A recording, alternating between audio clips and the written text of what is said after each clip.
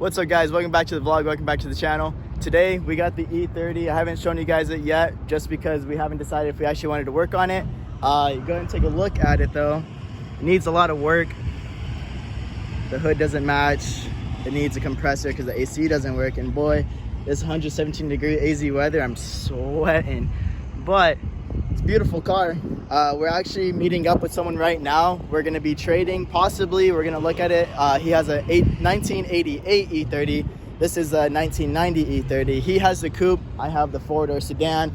I've been wanting the coupe, actually, even though I've looked for this car specifically for months now. I got it, but I decided, you know, I definitely want the coupe now. So he's going to be pulling up any minute now. We're going to take a look. We're going to see what we can do, and if we like it, then we're going to switch. He's actually pulling up with it right now. Completely different.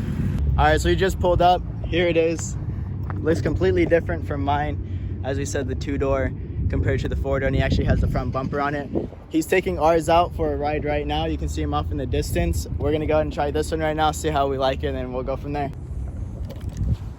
All right, guys, so we both just test drove each other's. He's gonna go think about it. I'm pretty much set. I think I definitely want it. He is gonna take his wheels and tires though, only bad thing, so we're not gonna have this stance on it. We're gonna probably have the same thing like mine.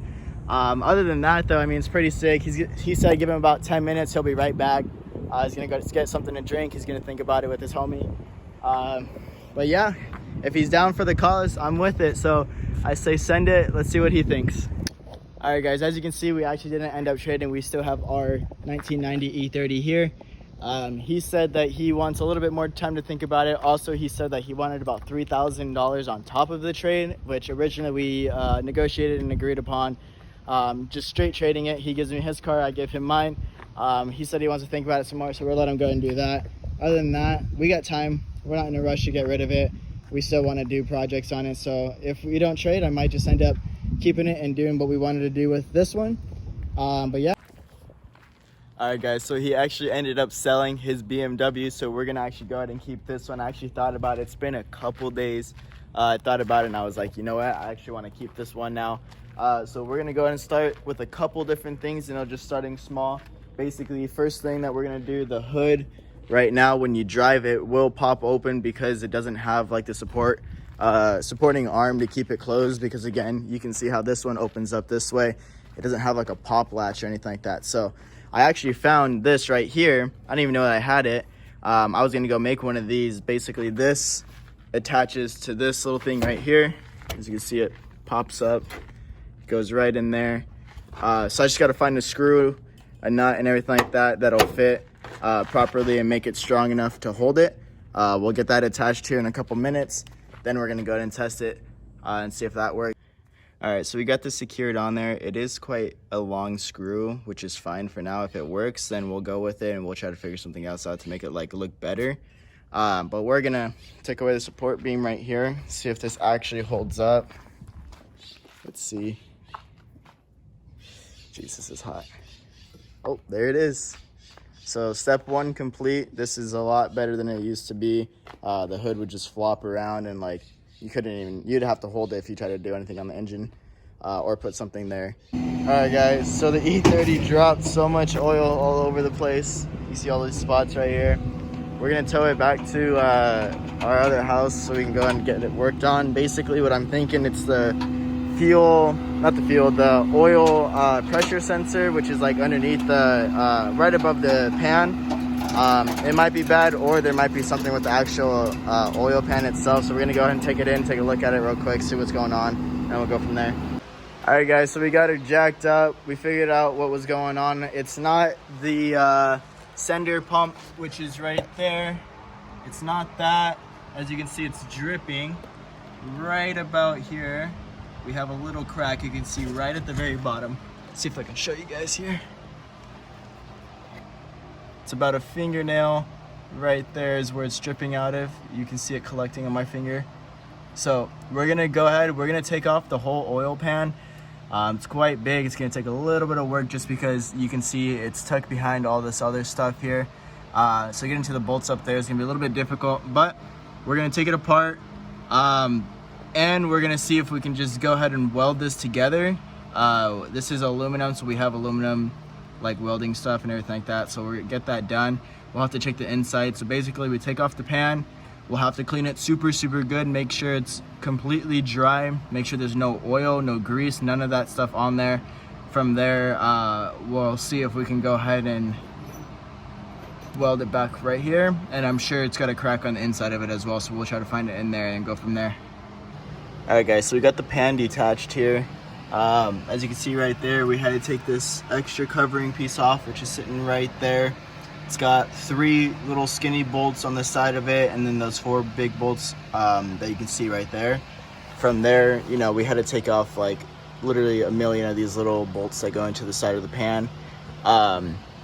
After that, it literally wiggles right off, but inside there is this little piece that like takes the fuel, not the fuel, excuse me, takes the oil into the engine, and one like throws the oil back out into the pan to recirculate. So in order to get this pan off, we can't just pull it off because we're just gonna break those 2 lines. They're like little metal things. We have to jack up the engine, so we're gonna have to unloosen this engine motor mount right there. From there, we're gonna have to go ahead and jack it up. So we have a little piece right there that's gonna hook into. We have to make something real quick so it holds on to it tight, and then we'll move the engine up about 1 to 2 inches, and then we should be able to just wiggle that pan free. So we got the engine lift on. We got it secured right here. We have a little bit of tension on it just so when we go ahead and get these motor mounts off, right there, one on the other side, the engine doesn't drop completely. Once we get the motor mounts off, we're gonna raise the engine about 1 to 2 inches above. Then we should be able to slide this pan out and get it fixed. So we got the oil pan removed. We also had to remove the oil pump that was inside of it, just because if you try to slide it out, it gets stuck on that and you don't want to break it. Funny to saying we don't want to break it, because while I was unscrewing those bolts, which there's about 3 bolts right there, it's really oily. Here's the oil pan. Oil pump sits like right in here, super deep in there, so you can't pull it off because it'll get hit on this. Take that out, and then you can just slide the pan right out. But as you can see here, this is broken, and I saw that once I finally got the pan like fully exposed. This is broken.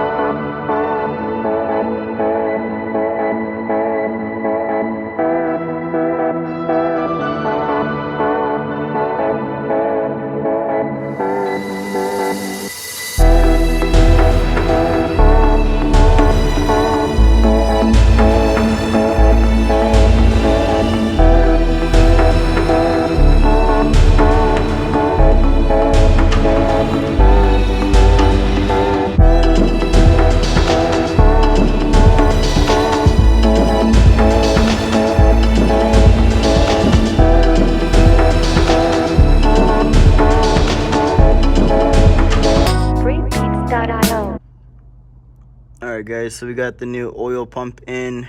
Man, this was ridiculous to get in because it has like a little rod that spins from when the engine turns. It spins a little gear which pumps the oil through and everything like that. You have to get that pin in first, all the way at the very top of the engine.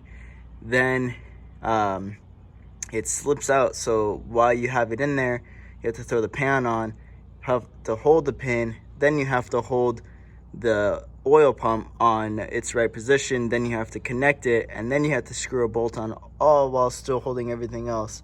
But we got it on, so now we're gonna go and get all these other bolts on for the pan to sit, and then screw everything up, add the oil, and see if it turns over.